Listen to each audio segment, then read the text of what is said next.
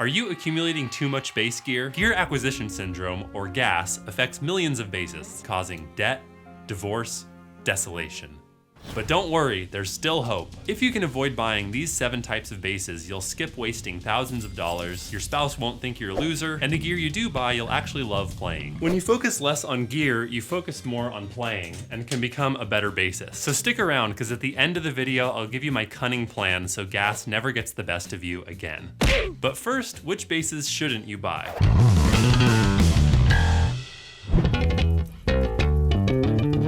You know when you see that brand new bass come out, all those glowing reviews just dropped on YouTube, you're ready to click buy, but after you do, the buyer's high fades and you're left with a bass you don't really need. I'll tell you how to resist impulses like this in a second, but why do they happen in the first place? Our dumb lizard brains are hardwired to notice shiny new things. I am very good at focusing and paying attention. Bass! It's a useful survival mechanism, but not so useful when you're struggling with gas. Because you buy the hot new thing, and a week later, a newer, hotter thing comes out. And then comes Gas Guy, that voice in your head like a pushy used car salesman. Now that is one sexy bass. Imagine how cool you're gonna look playing that. Dual humbucking pickups, 3-band active EQ, ooh-wee, that's one sweet axe. Go on, treat yourself. You can't afford not to, really, if you think about it, am I right?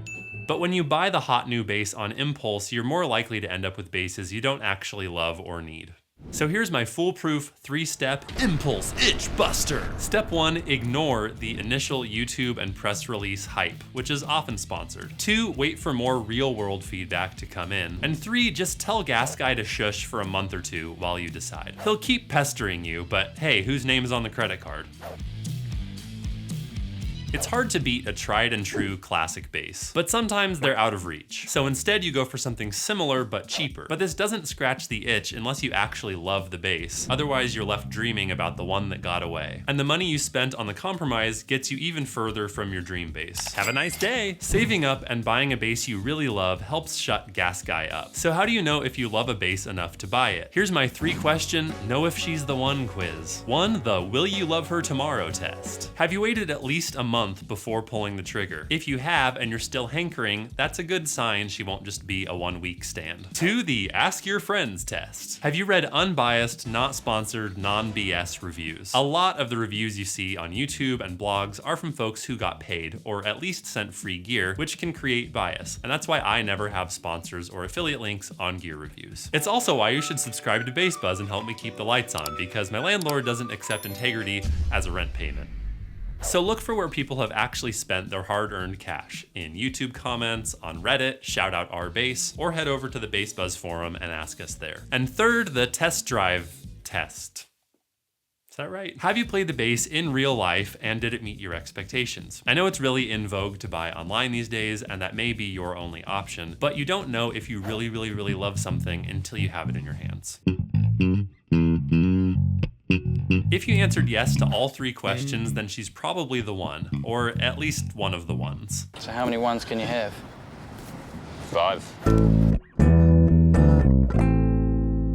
Being in debt sucks. It's hard to think about much else when money's on your mind. Here's where Gas Guy can be especially devious, because buying gives you a temporary taste of happiness, but that hit is short-lived until the next bill comes in. I've got more helpful tips to keep Gas Guy from dragging you further down the hole at the end of the video, so stick around. Because when you just give in to Gas Guy and buy the thing, you think it'll shut him up, but no, suddenly your new bass is so much better than your old amp and your old pedals, and now those need upgrades too. But wait, there's more. Why would you want to plug such a gorgeous bass into a puny 40-watt practice amp? What your bass deserves, what you deserve, is a brand new 500-watt amp. Bigger is better is what they say. And of course, you're gonna need a bigger speaker cab to match. A person of your stature deserves at least a 410, don't you think? And while you're at it, how about a compressor pedal to keep all those nasty peaks tame? You wouldn't want to blow that new speaker, would you? But the thing is, you don't need really expensive gear to sound good. Here's me jamming on some dirt cheap $100 P basses.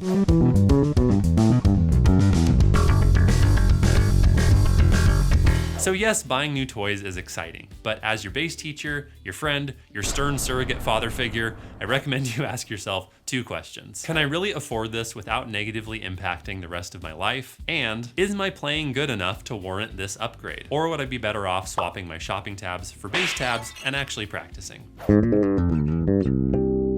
Some basses are like Swiss Army knives, good for almost anything. Others are more specialized and really only good for 1 or 2 things.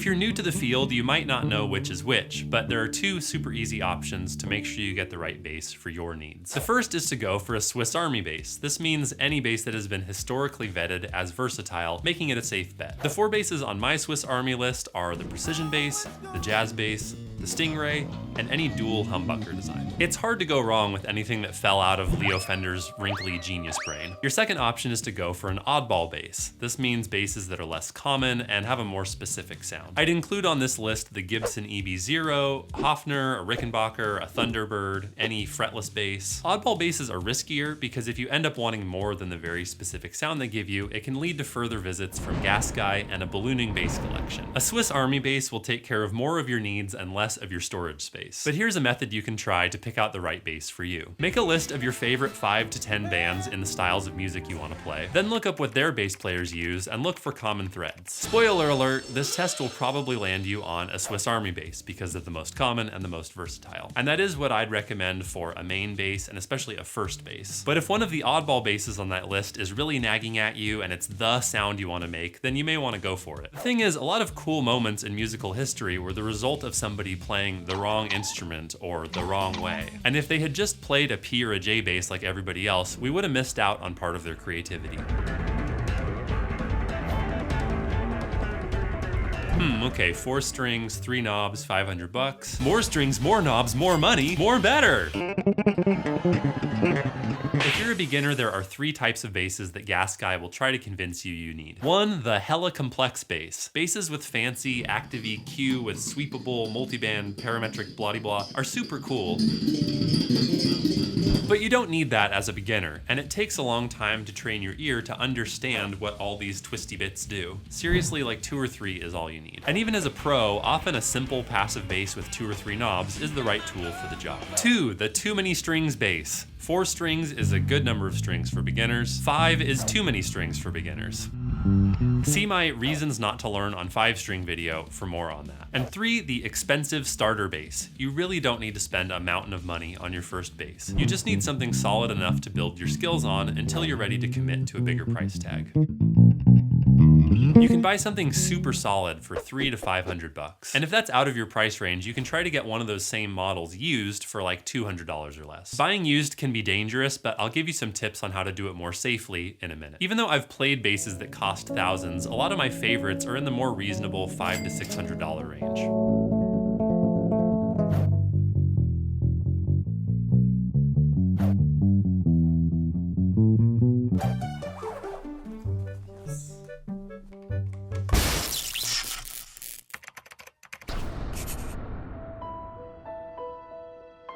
About 5 years ago, I was on Craigslist and I spotted this made in Japan 62 reissue P bass. And I really wanted it because I already had and loved this bass, which is the same model, same era. And I wanted another one to set up with different strings and lower action to get like a more modern, less Motowny sound. It seemed like a solid deal for $750, so of course Gas Guy started whispering in my ear. You better buy it before someone else gets it. So I met the guy in a parking lot, like you do, and tried out the bass. The action was like way high when I bought it, but I assumed that I could just take it home and set it up and everything would be fine. But later I found out that the neck was really uneven on the top frets and needed like $500 of work, which super sucked. So how can you avoid sticky situations like this? Buying in person from a music store with a good return policy is your safest bet. You can try before you buy, make sure you really fall in love, and if anything goes wrong, they've got your back. If you're buying in person from the owner, like via Craigslist, make sure you play it, fall in love instantly, and have someone knowledgeable check out the setup, hardware, and electronics to make sure it's healthy. Lots can be wrong with a bass, and it's hard to tell up front without expertise. If you're buying online, buy the seller, not the price. Don't buy from sketchy off-brand websites, and always check the return policy. How long do you have, and who pays for return shipping? And don't buy cheapo basses by fake-ass brands, like some of the ones I reviewed in my cheap basses video. If there's no brand name on the headstock, whoever made it wants to remain anonymous, and that's not a good thing. And some of the companies I bought from in that video aren't even in business anymore. So like, what would you do if an issue came up? There's nobody to call but your mom. You see, there's a very simple mathematical formula for the perfect number of basses. Basses needed equals current basses plus 1. You can't go wrong, trust me, it's science. Having lots of basses might sound like fun, and it can be, but there are also a lot of drawbacks. You have to maintain all their setups, you spend more money on strings, you need more storage space, maybe you piss off your other half. The basses you own end up owning you. It's a cunning trick Gas Guy plays, making you feel like buying all this is gonna make you a better bass player. Hey, more gear, more better. Am I right? Am I right? Am I right? When what actually makes the difference is practice. Spend 5 minutes picking which bass to play today, or spend that time learning the notes on the fretboard. Spend 2 hours researching basses, or spend that time actually learning bass lines. Which one do you think is gonna give you the most satisfaction in the long run? Obviously, the practicey one. So how does Gas Guy trick us so easily? I get stressed out and boom, I'm browsing for deals again. Right now my head is telling me to get a legit bass because the one I have sucks, but it really doesn't. Despite being quite well equipped for a beginner, I keep looking at gear websites. I spent 2 hours last week browsing secondhand sites, time I should have spent on practicing. Ultimately, we just want to be good bass players. But when you hit up against a roadblock in your practice, it's tempting to blame the gear. The thrill of researching and buying new toys is a great distraction, but that instant gratification won't actually get you to the next level of playing you're chasing. I knew almost nothing about gear for my first decade of playing, and I only ever had one bass and one amp at a time. And I'm really glad I didn't get into gear until more recently, because I never thought of gear as a solution to my musical problems. I always just used my mind and my fingers, which makes you a better bassist and is also a lot cheaper. So ask yourself, why do I need another bass? Will it inspire hours and hours of regular play, or will it get a few noodles and then start collecting dust? 1 or 2 basses you really love will get you way more inspired and motivated to practice than a whole menagerie of meh basses. And Gas Guy doesn't give a shit about your actual goals. He just wants to fill your house and your brains with distracting clutter. But in addition to all the previous tips, you can trick Gas Guy by using this Gas Guy pitch ditcher technique. All right, Gas Guy, I'll buy that new bass, but first I have to learn these 3 songs perfectly. Suck on that. Okay. You're leveraging the gassy excitement about shiny new things to get yourself to focus on practice and improvement instead of just infinite shopping. You're calling the shots rather than Gas Guy convincing you to buy on impulse. Then you can save your money for something that will truly make you happy, like some lessons that could take you from beginner to badass. If only there was a course that could do that over at bassbuzz.com.